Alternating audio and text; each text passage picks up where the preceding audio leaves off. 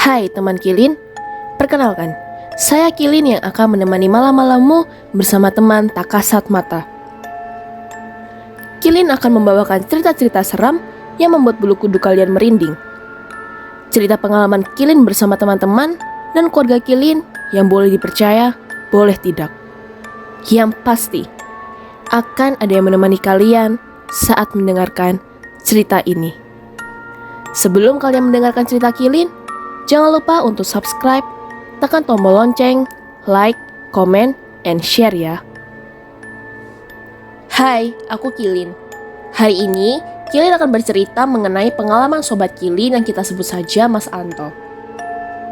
Mas Anto ini memiliki 4 orang anak, di mana anak ketiga dan keempatnya kembar, dan mereka masih berusia 6 tahun. Mas Anto juga memiliki warung kopi dan mie ayam yang buka dari jam 11 siang hingga malam hari. Warung Mas Anto ini merupakan rumah yang sudah lama kosong dan ia sewa untuk dijadikan usaha. Bagian teras depan dan bagian tengah rumah ditata meja dan kursi untuk pelanggan. Di bagian belakang rumah dekat toilet terdapat kolam ikan kecil dengan dekorasi yang cantik. Warung ini juga memiliki lantai 2 yang dipakai Mas Anto sebagai gudang yang jarang didatangi oleh Mas Anto. Mas Anto percaya akan adanya makhluk halus. Hanya saja, ia tidak mau memikirkan hal-hal mistis. Ia selalu memakai logika yang terkadang membuat orang di sekitarnya merasa kesal. Beda dengan istri Mas Anto, yang cukup peka akan kehadiran makhluk halus. Awalnya, istri Mas Anto tidak setuju dengan rumah yang disewa Mas Anto ini. Hanya saja, Mas Anto sudah bersikeras untuk membuat usaha di sana karena letaknya yang strategis. Setelah debat yang cukup panjang, istri Mas Anto menyerah dan berusaha mendukung keputusan sang suami. Istri Mas Anto sudah merasakan ada hawa yang tidak enak di rumah itu. Dan benar ada beberapa kejadian yang dirasakan Mas Anto sendiri dan juga pelanggan warung kopi Mas Anto. Saat itu, Mas Anto sedang bersiap-siap untuk membuka warung kopinya. Mas Anto yang berada di ruang depan mendengar suara anak kembarnya sedang bermain tertawa di belakang. Mas Anto melihat ke arah belakang. Ia mencari suara itu hingga di area kolam ikan. Tapi, tidak ada seorang pun di sana. Mas Anto kembali ke depan. Ia hanya berpikir mungkin salah dengar. Dan lagi-lagi, ia mendengar suara anaknya kembali. Mas Anto kembali memeriksa area kolam, karena ia jelas mendengar suara itu dari arah kolam. Saat Mas Anto hendak ke ruang depan, ia melihat ada anak kecil berlari ke arah depan rumah. Mas Anto yang hendak mengejar anak itu kaget saat melihat kedua anaknya dengan seragam dan tas sekolah. "Papa kenapa?" tanya salah satu anak Mas Anto. "Kalian baru pulang sekolah?" tanya Mas Anto. "Iya, Pak," jawab anaknya sambil menaruh tas mereka di salah satu bangku. Mas Anto terdiam dan berusaha berpikir apa yang baru saja ia lihat dan dengar.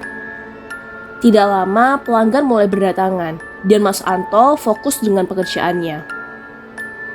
Tidak hanya Mas Anto, teman baik Mas Anto yang disebut saja Mas Heru juga pernah mengalami hal yang sama. Saat itu Mas Heru mendatangi warung Mas Anto untuk menemani Mas Anto dan mengobrol. Sudah 2 gelas kopi dihabiskan Mas Heru. Ia pergi ke toilet untuk buang air kecil. Saat di dalam toilet, Mas Heru mendengar suara anak kecil bermain. Selesai buang air kecil, Mas Heru melihat area kolam dan area dekat toilet. Sepi dan tidak ada seorang pun. Mas Heru berjalan kembali ke depan. Saat melewati tangga menuju gudang atas, Mas Heru melihat sosok anak kecil jongkok di tangga sambil menyeringai. "Rafa, ayo turun. Nanti kamu jatuh. Di sana gelap loh." Ucap Mas Heru memanggil nama salah satu anak kembar Mas Anto. Bukannya turun, anak itu malah pergi ke atas dan kembali melihat Mas Heru sambil tertawa. seakan ia sedang mengejek Mas Heru. Mas Heru yang akan menceritakan apa yang ia alami ke Mas Anto, kaget saat melihat kedua anak kembar itu baru datang dan menaruh sepedanya di depan. Mas Heru segera menghabiskan pesanannya dan ia langsung pulang. Mas Heru baru menceritakan kejadian ini saat warung Mas Anto sudah tidak lagi beroperasi.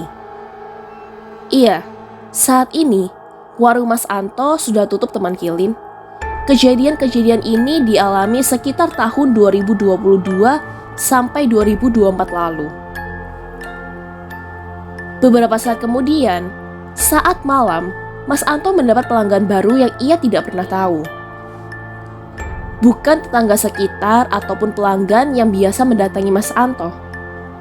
Mas Anto yang menyiapkan pesanan orang itu tiba-tiba mendapatkan pertanyaan yang sangat tidak terduga. "Mas, udah berapa lama tinggal di sini?" tanya orang itu. Mas Anto merasa orang ini sepertinya mengerti sesuatu tentang rumah ini. "Sudah 2 tahun, Pak. Ini kopinya," ucap Mas Anto. "Kalau bisa pindah aja, Mas. Angker loh ini." "Masnya kok betah sampai 2 tahun? Padahal banyak genderuwo di sini. Enggak pernah diganggu, Mas," ucapnya kembali sambil menyeruput kopinya. Mas Anto hanya tersenyum sambil mengangguk dan menjawab, "Iya, Pak." Setelah bapak itu pergi, Mas Anto yang akan bersiap untuk menutup warungnya merasa merinding. Mas Anto berusaha berpikir positif. Mungkin gara-gara orang tadi, Mas Anto jadi merasa tidak enak. Tidak lama, Mas Anto mendengar suara. "Anto? Anto?" Mas Anto menoleh ke belakang, dan ia cepat-cepat menyelesaikan pekerjaannya. Saat hendak menutup pintu, Mas Anto kembali mendengar suara. "Anto? Anto?" Keesokan harinya, Mas Anto mendapat cerita dari salah satu tetangga kalau semalam ia melihat ada orang tinggi besar di dalam warung Mas Anto. "Mas, kemarin tutup jam berapa ya? Saya kan dapat shift malam. Saat lewat depan warung, saya lihat ada orang tinggi besar. Saya kira Mas Anto. Kok tumben belum tutup, Mas?" tanya tetangga itu. "Jam 12 malam saya sudah tutup, Mas," ucap Mas Anto. Mas Anto kembali merasa benar apa yang orang bilang tentang warungnya.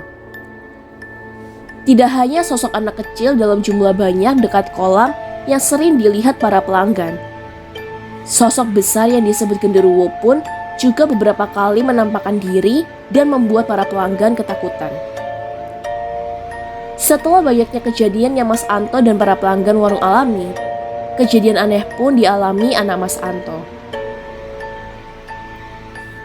Di depan warung Mas Anto, ada pembatas jalan yang warga sekitar beri gentong ataupun tanaman untuk mempercantik jalan.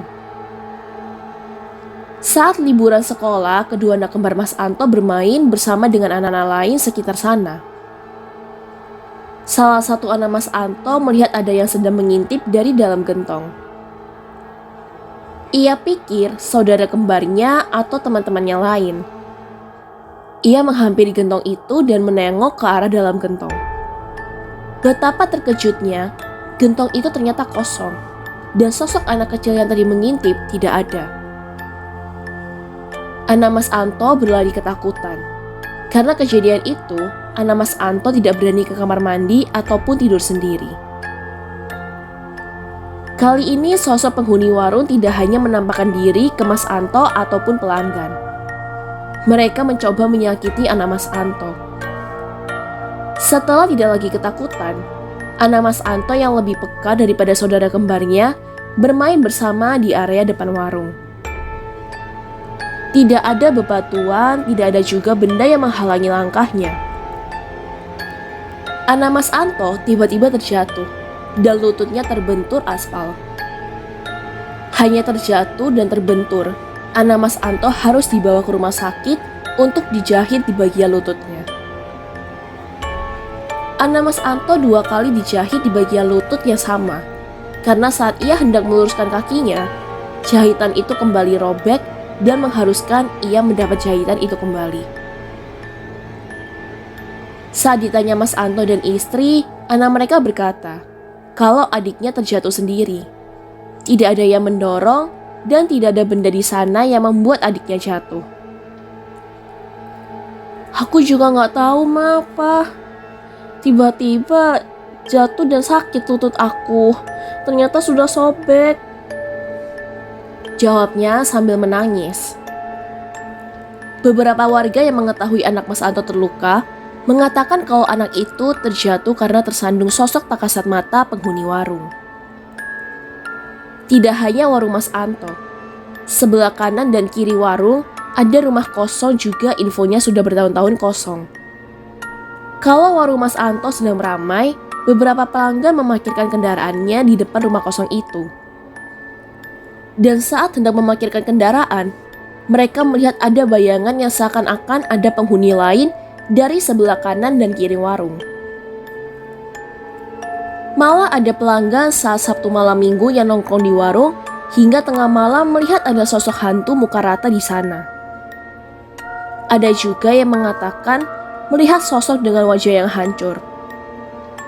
Mas Anto mendapat cerita kalau sebelah kanan warung dipakai untuk menyimpan peralatan rumah sakit, dari kasur bekas orang meninggal hingga peralatan rumah sakit lain,